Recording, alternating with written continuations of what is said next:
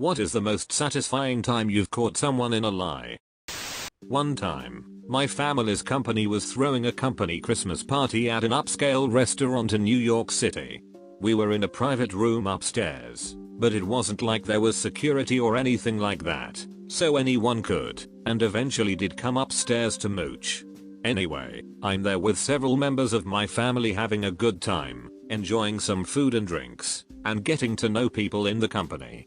I'm sitting at a table with several employees I had just met, and two of my cousins who worked with them, when two guys come up to our table and introduce themselves. They were professionally dressed, were quite friendly. They start asking people what they do, flirting with several of the girls at the table, and trying to act pretty alpha. They asked me what I did, which was graphic design at the time, and kinda laughed at my career choice. So being a few drinks in, I ask what they do at the company, and they say that their family owns the business.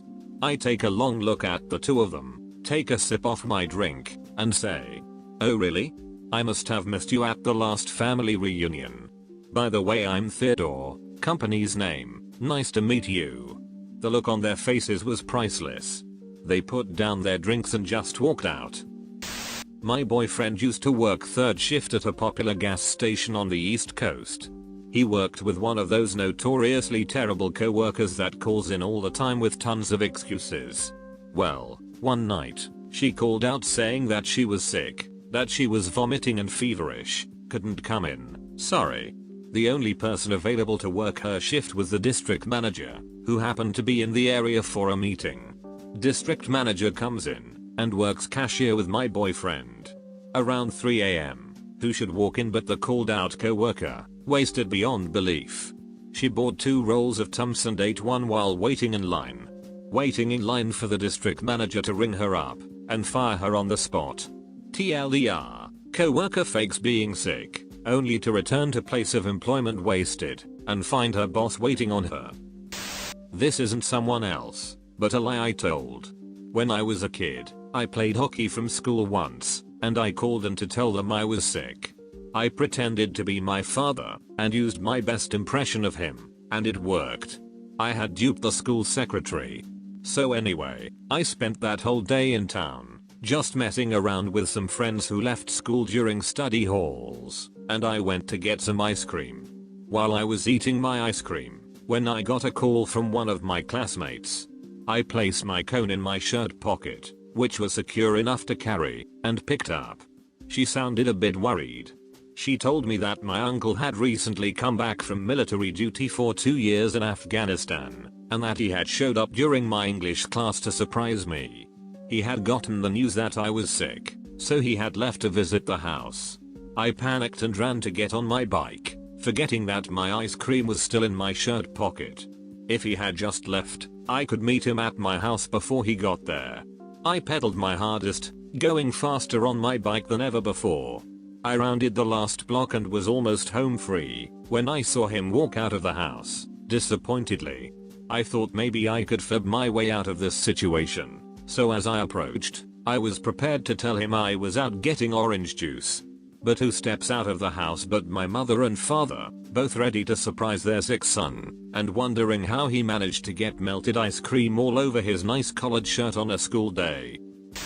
We used to know this girl who compulsively lied about the littlest things, so we always wondered if she was lying about other things. Mainly we wondered if she was lying about having epilepsy.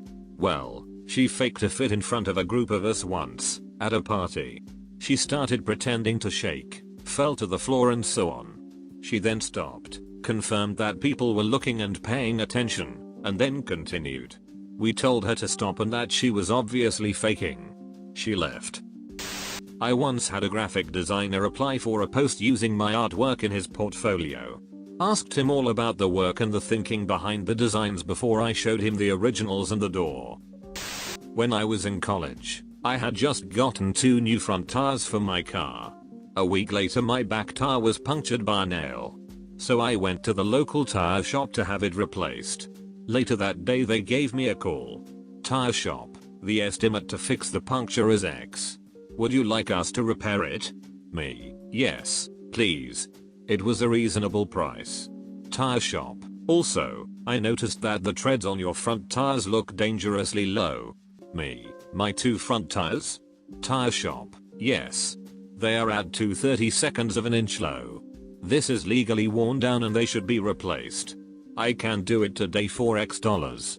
Me. So you are telling me that my 2 front tires are dangerously worn down? Tire shop. Yes. Me. My brand new tires that I bought last week? Tire shop. Oh. Me. Forget fixing the puncture. I'll be by in a minute to pick up my car. My 13-year-old daughter ran away from her mother's home and appeared at my doorstep with a bruise on her face. She informed me her mother had backhanded her and bounced her face off the refrigerator door handle.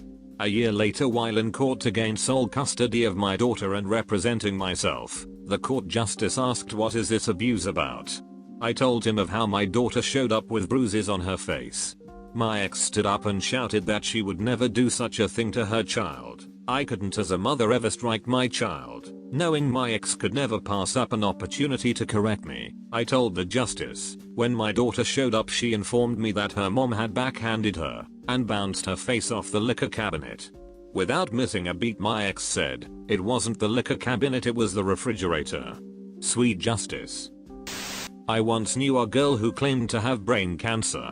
She was always using it to get sympathy from others and her boyfriend and free things, while at the same time drinking and doing drugs. She would go to a party, do lines of cocaine and drink all night, and the next day complain on Facebook that her chemo was making her really sick that day. She would always use the chemo excuse to mooch pot off of people as well.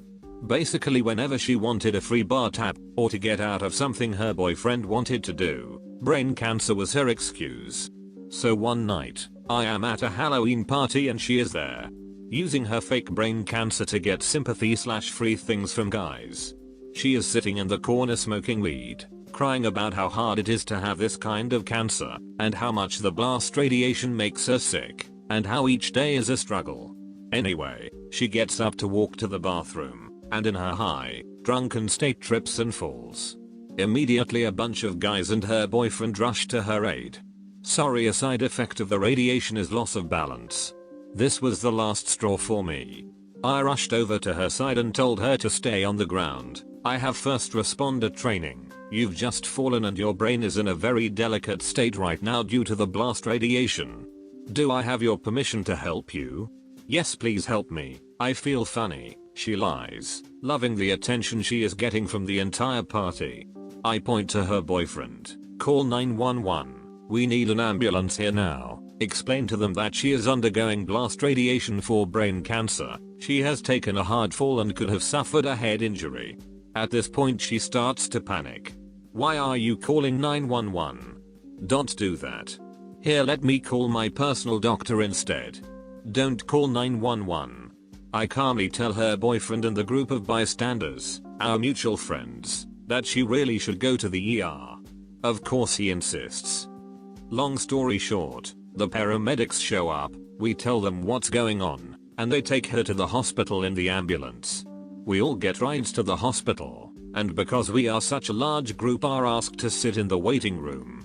When the nurse finally comes out to the waiting room after her MRI to let us know that she's fine, her boyfriend mentions the brain cancer.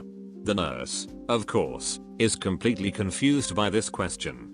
The boyfriend prods for more info from the nurse, and basically finds out in front of the entire group that she does not have brain cancer. Everyone what the duck and leaves, including her boyfriend. TLDR, girl pretends to have brain cancer, ends up with huge medical bill. Lube tech at a Jiffy Lube tried to convince me that I needed a radiator service on a car that didn't have a radiator. He even showed me a pH strip to prove that the fluid had gone acidic. I told him if he could show me the radiator, I'd cheerfully pay for the service. His face when he opened my car's trunk, where most cars keep their hoods, was pretty priceless. I changed my own air filter and went to a Jiffy Lube to get an oil change because, convenience. The guy came back with my air filter and claimed that it needed to be changed. He had put pebbles, grass and dirt in it, and told me it was dirty. I think he went out back and sprinkled whatever he found out there on it. I showed the manager the receipt and opened air filter package. that was still on the front passenger seat of my car. I spent the rest of the oil change standing next to my car and watched them take another air filter out of the package and replace the dirty one. I did not pay for the air filter or the oil change. I do IT for a construction firm. We were rolling out 78 iPhones in one day to a bunch of our superintendents and corporate people. Everybody had to sign up in advance for a 15-minute time slot, and I mean sign up like weeks beforehand. After the deadline 2 weeks before the rollout day, we cut off the sign-ups and ordered one phone per person that signed up. The phones were set up so that they'd already be attached to that person's name, number, etc. The sign-up sheet was just a document with write-only permissions. Nobody could remove or change anybody else's name, they could only add their own. On the day of the rollout, we have one of our higher-ups that's a little pretentious walk into the room where we're doing the deployment. There are lines and lines of people. He strolls in, claps his hands together, and says, "Alright, who's got my iPhone? Well, we don't have one for you. You didn't sign up. We ordered exactly enough. It's only 10 AM and we're already behind, and there are lines of people who signed up that are waiting to get theirs." No, I definitely signed up. I have it right here in my calendar. This is the event that got auto-added to my calendar, look. Literally every person in that room knew that there was no automatically added calendar event, because the sign-up only consisted of you writing your name on a page. Sorry, the invitations didn't work like that. You made that event yourself. He started fuming. Turned red, began several sentences, then gave up, turned on his heel, and walked straight back out that door.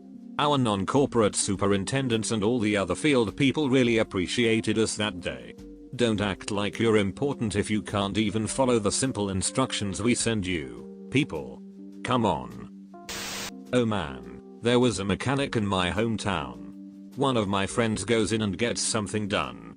The mechanic says he needs new radiator hoses, so this kid pays for new hoses. A few months later, his mom takes the car back in for an oil change, and guess what? The same mechanic says she needs new radiator hoses. She tells her husband, and her husband drops by. This is where it gets good. Husband, you said I needed new radiator hoses, right? Mechanic, yeah. Husband, how long are those supposed to last? Mechanic, a few years, then they get rigid and run the risk of leaking. Husband, I got my radiator hoses changed out a few months ago. Would you sign an affidavit saying that the last mechanic to work on my car charged me for work he didn't do? Mechanic, sure.